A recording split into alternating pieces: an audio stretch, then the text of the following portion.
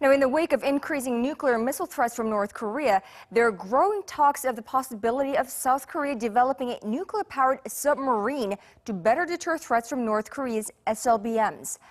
But it's not an easy decision to make, according to our Connie Kim.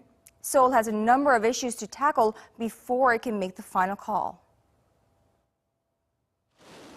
The South Korean government has agreed to review the possibility of acquiring its own nuclear-powered submarine in response to North Korea's successful launch this summer of a ballistic missile from a submarine.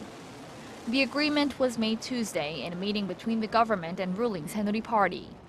The best way to respond to the North threat would be to have a nuclear-powered submarine that could monitor North Korea's submarine base and launch a preemptive strike if necessary.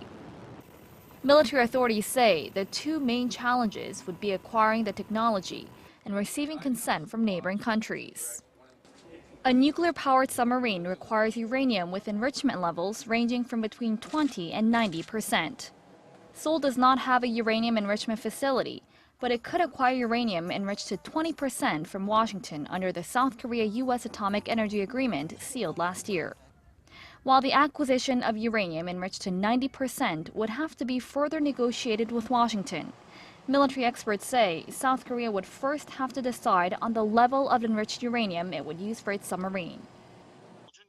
With highly enriched uranium, there could be limitations imposed by the international community, as it could be used for nuclear weapons development. But the complication with low-enriched uranium is the fuel rods must be changed every 10 years. However, the bigger concern is that opposition from China, Russia, and even Japan could spark an arms race in the region. Seoul is likely to consult with Washington on the matter when the defense chiefs from Seoul and Washington meet later this week. Connie Kim, Arirang News.